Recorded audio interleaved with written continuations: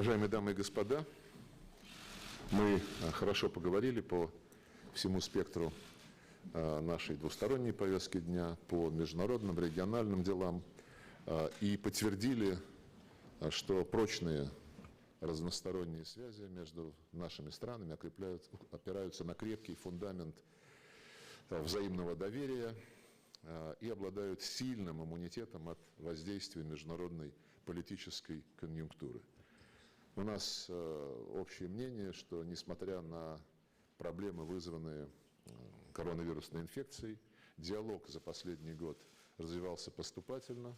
Мы использовали, конечно же, и технологию формата онлайн, но целый ряд встреч состоялся в очном формате, включая мой визит в Индию весной этого года. И вот теперь господин Субраниам Джайшанкар посещает Москву с очередным визитом. У нас полное согласие в том, что отношения между нашими странами, которые наши лидеры охарактеризовали как особо привилегированное стратегическое партнерство, укрепляются и имеют очень хорошую перспективу. Особое внимание уделили развитию политического диалога, подготовке содержательного наполнения будущего российско-индийского саммита, который запланирован на этот год, но конкретную дату наши лидеры определят в зависимости от развития ситуации с пандемией коронавирусной инфекции. В этой сфере, в борьбе с COVID-19, у нас уже немало сделано. Российский фонд прямых инвестиций заключил с ведущими фармацевтическими компаниями Индии соглашение по выпуску российского препарата. Опытное производство в экспериментальном плане уже было апробировано. Сейчас соответствующие структуры согласовывают, как сделать его уже в промышленном масштабе. И уверен, что производство российского препарата на территории Индии внесет существенный вклад в общемировые усилия по борьбе с этой инфекцией. Говорили мы и о том, как нам сейчас согласовать свои действия с учетом того, что все-таки гражданам необходимо передвигаться, посещать другие страны. У нас есть некоторые идеи на сей счет, которые предложили наши индийские друзья. Мы будем над ними работать в предметном плане. Обменялись мнениями о торгово-экономическом сотрудничестве. Эта тема была главной в ходе вчерашней встречи господина министра с заместителем председателя правительства России Юрием Борисовым. Вместе они возглавляют межправительственную комиссию по торгово-экономическому сотрудничеству. И мы ожидаем, что действующие механизмы межправительственной комиссии будут вырабатывать дополнительные меры для стимулирования торгово-экономического и инвестиционного сотрудничества. Хорошим признаком является то, что за первые 4 месяца этого года товарооборот вырос почти на 12%, и эту тенденцию надо всячески укреплять. Подтвердили необходимость подписания обновленного соглашения о защите капиталовложений, до согласования программы торгово-экономического и инвестиционного сотрудничества до 2030 года и завершения работы над целым рядом других документов, которые на самом деле смогут вывести наше взаимодействие на качественный новый уровень. В этом же направлении мы заинтересованы в том, чтобы как можно скорее начались переговоры между Индией и Евразийской экономической комиссией по формированию зоны свободной торговли. Соответствующая рабочая группа сформирована. Надеемся, что в ближайшее время будет определена дата ее первого заседания. Напомню, что пару недель назад, 29 июня, состоялось знаковое событие для нашей кооперации в сфере мирного атома, имею в виду заливку первого бетона для 5-го блока атомной электростанции Кудан-Кулам. Это еще один пример успешной реализации совместных планов в одной из ключевых областей российско-индийского партнерства. Важное место в наших отношениях занимает военно-техническое сотрудничество. Обменялись информацией о ходе выполнения текущих контрактов, о работе по расширению соответствующей договорно-правовой базы. Мы подтвердили готовность участвовать в проектах по локализации производства российской продукции военного назначения и созданию совместных предприятий на индийской территории в рамках реализации объявленных индийскими коллегами программ замещения импорта «Делай в Индии» и «Самодостаточная Индия». Мы уверены, что наращивание усилий в этом вопросе, в этой области в полной мере отвечает национальным интересам наших стран, интересам региональной безопасности. Мы отметили позитивное развитие взаимодействия в области мирного освоения космоса, в первую очередь в рамках поддержки нашей госкорпорации «Роскосмос» индийской пилотируемой of the Indian manned space mission Gaganyaan.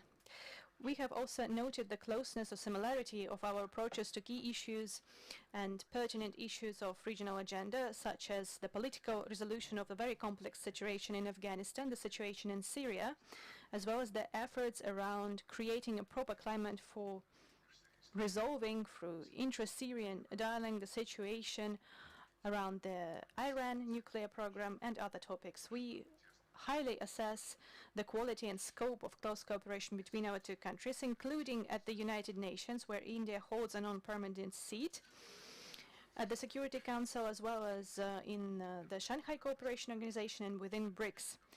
We believe that our contacts within RIC are also quite promising, and we plan another meeting on a ministerial level very soon. We have also discussed the processes in the Asia-Pacific region, and on both sides we have reaffirmed our desire to strengthen the role of ASEAN as a central component in the security architecture of the region, including the East Asian Summit support, including the ASEAN Regional Forum on Security, the SMOA meetings, etc., and other formats as well. We are grateful to our Indian colleagues for their constructive approach and their readiness to closely cooperate with us on the international arena.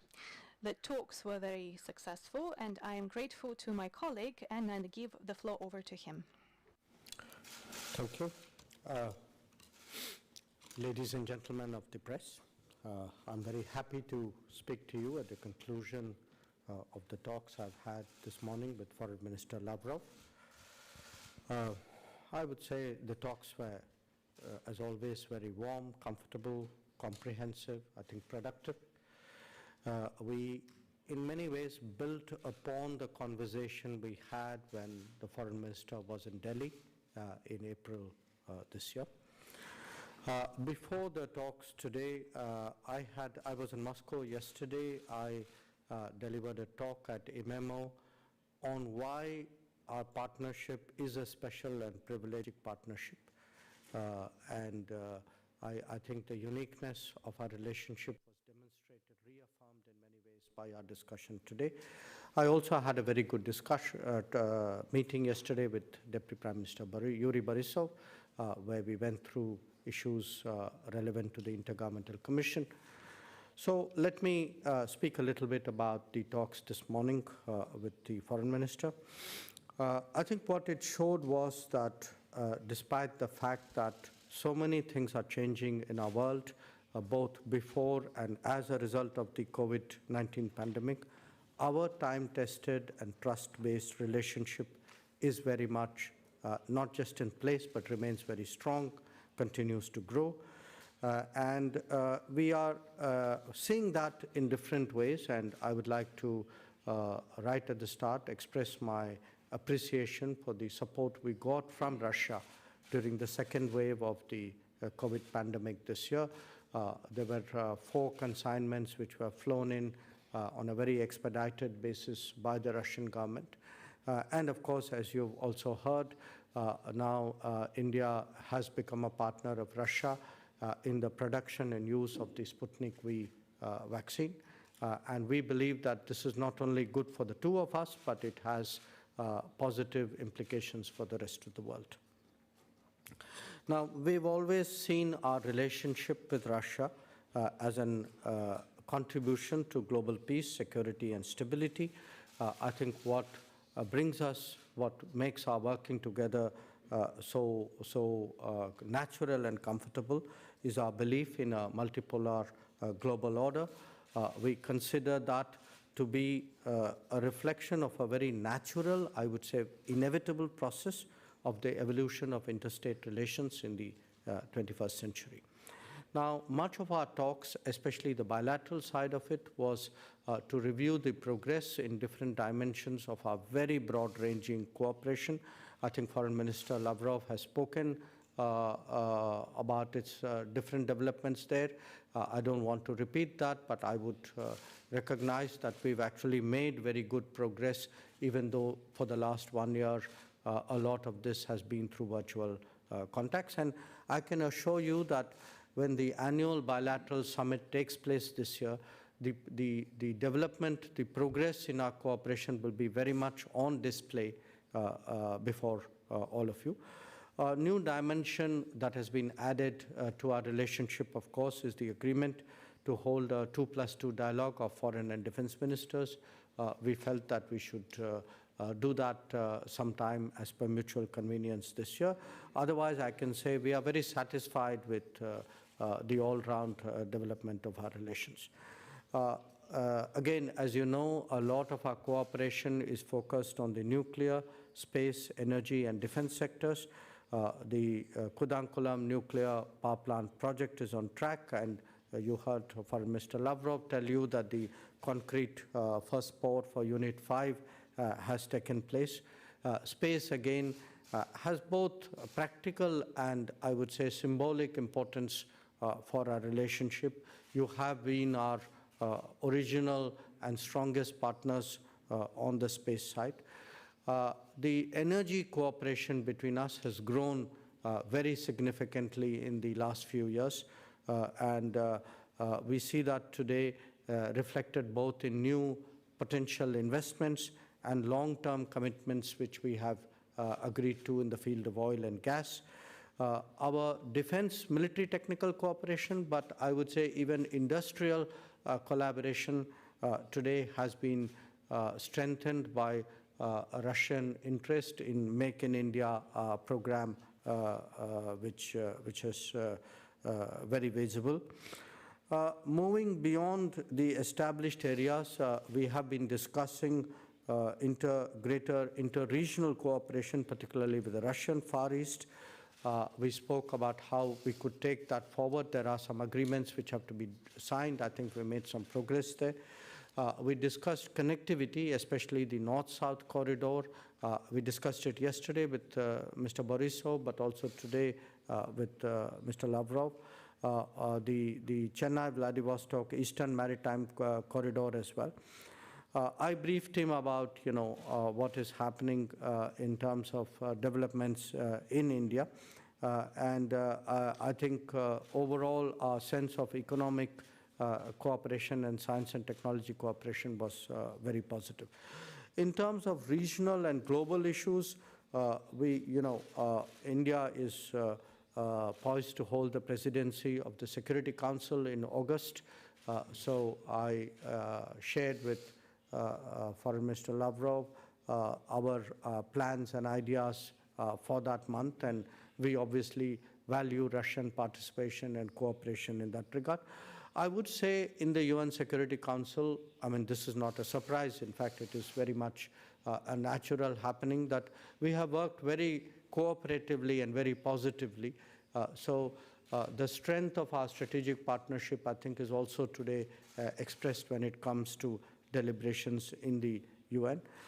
India is currently the chair of the BRICS and also of the RIC. So that is also something we discussed. We have common membership of G20, of ASEAN-led forums, of SCO, of SICA. So we have an SCO Foreign Ministers meeting coming up very soon. So we've spent some time on that. In terms of specific regions, of course, the situation in Afghanistan occupied a lot of our attention because it has a direct implication for regional security. We believe that the immediate need of the day is really a reduction in violence. And if we have to see peace within Afghanistan and around Afghanistan, that's important for India and Russia to work together to ensure that much of the progress that we have seen in economic and social and democratic terms are maintained. We are both committed to an independent, sovereign, united, and democratic Afghanistan. Beyond Afghanistan, we spoke in some detail about what was happening in Syria, about the Iran issue, spent some time on Libya. We have both long-standing interests in the region. We believe that peace and stability in such a sensitive region is very, very important for global interests. From my side, I shared our viewpoint on the Indo-Pacific. We support cooperation that reflects the multipolar and rebalanced character of global politics.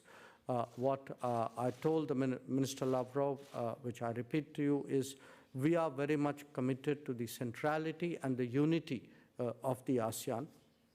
And we believe that the Indo-Pacific Oceans Initiative that we tabled in the East Asia Summit is very important for the larger region. We, of course, because of our larger geopolitical compatibility with Russia, we see a more active Russian presence and participation in the region as something very, very important. So once again, what I would conclude by saying is it was a very good discussion. It is very much part of a regular, continuous dialogue that we have been having. It's very good to be back here, Minister Lavrov. I would say we have today made good progress as part of preparations for the summit. Thank you very much. Пожалуйста, переходим к вопросам. Now moving on to questions, Russia Today. Thank you very much. Mr. Lavrov, Taliban has declared today that it already controls 85%. What additional measures can Russia undertake together with Tajikistan in order to strengthen the borders, as 2/3 of those borders are under the control of Taliban? And can the world make its peace with the fact that Afghanistan will be controlled by Taliban with no negotiations with the government in Kabul? And Mr. Jaishankar, how can you comment on the development of situation in Afghanistan? Is India concerned by the current events in Afghanistan? Thank you. As for Afghanistan and whether the world can make its peace with the situation as it is now, I guess we should address this question to the Afghani themselves. With the mediation of the United States, we have decided on the steps to stabilize the situation, to launch a political process, to reach an agreement on an intermediary period, and finalizing the final parameters for Afghanistan in future. I believe that the decision should be made by Afghanistan itself, but the agreements between Washington and Taliban were welcomed all around the globe, and now we want to see those agreements implemented in practice. As for the ongoing clashes, I believe that the situation in Afghanistan is of great concern to us from the viewpoint that this situation might spill over the borders to the countries, our allied countries.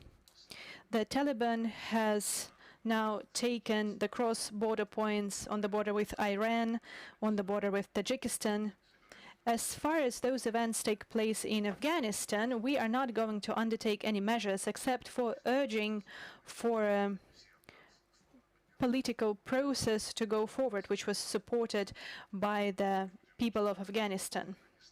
We will discuss Afghanistan next week in Dushanbe, where the ministerial meeting of SCO will take place. We talked about it today, and the contact group SCO Afghanistan meeting will take place. We will hear what our Afghani friends have to say and what are their plans to promote the political process in the country. And also next week in Tashkent, we'll have a conference of the Central and Southern Asia. And I believe that the Afghanistan issue would be also of high importance during the discussions, and we hope that all the participants would send a strong message to all the people of Afghanistan to start negotiating for real.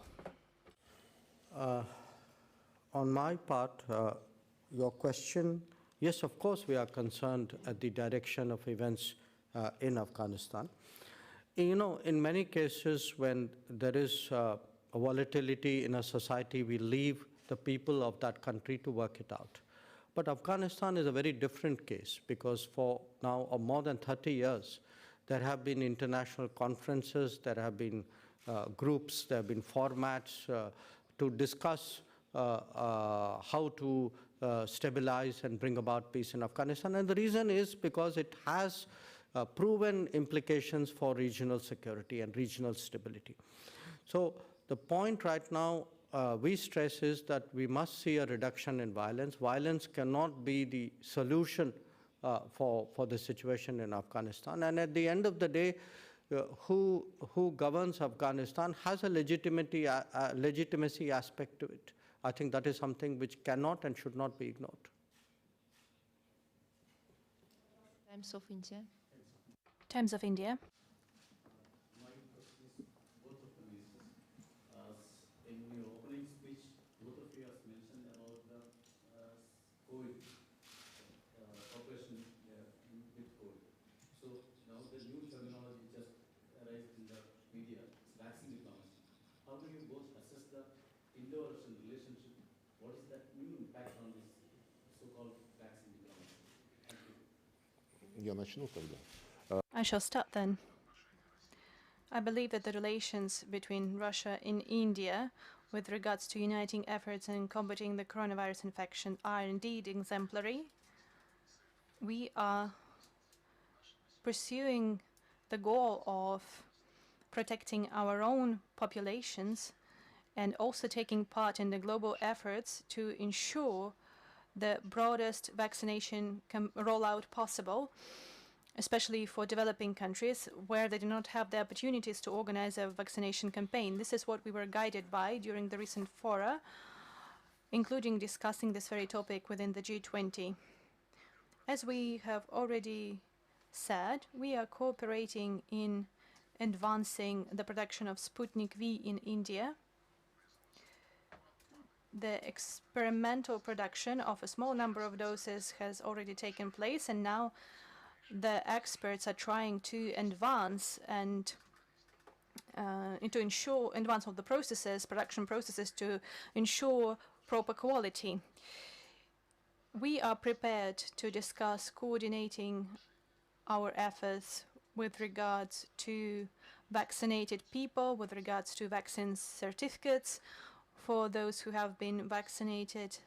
I believe that we can reach an agreement in this area, and that would set an example for all the other countries that within the framework of what you called vaccine diplomacy, try to discriminate against certain vaccines such as Russian or Chinese vaccines. We can hear those messages coming from certain countries of the European Union. However, the European Commission itself is interested in cooperating with Russia and other producers of key global vaccines. And apart from the G20, where we discuss this very topic, we are also working on using the Shanghai Cooperation Organization and BRICS and other structures for this very end, where Russia participates.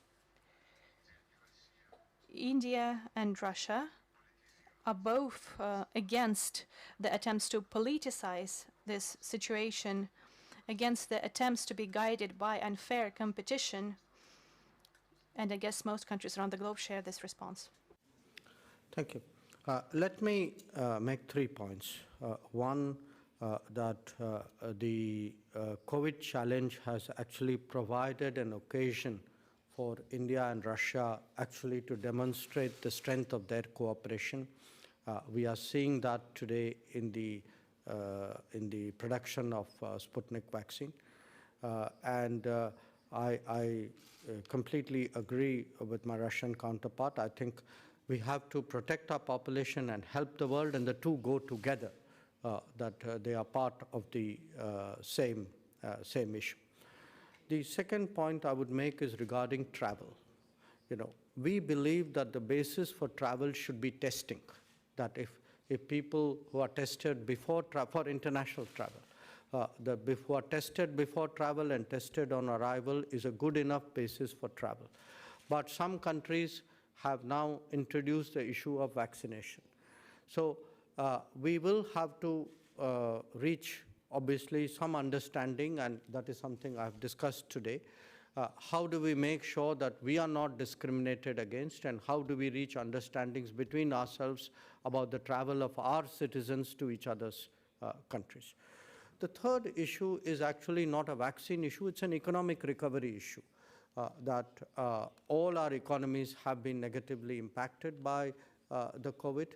So a large part of the discussions I had with Deputy Prime Minister Borisov and with the Foreign Minister today was how can India-Russia economic cooperation speed up economic recovery for us.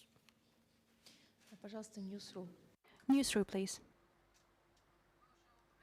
You have already mentioned the negotiations on creating a free trade area between EU and India. How do you assess those negotiations? Are there any developments, and are there any clarity with regards to the time the agreement would be signed? Yes, there is some clarity when it comes to the launch of negotiations. We have created a relevant working group, and the participants will decide on the first meeting as soon as the coronavirus situation would allow. I believe that such negotiations should not be held online. We need to have meetings in person.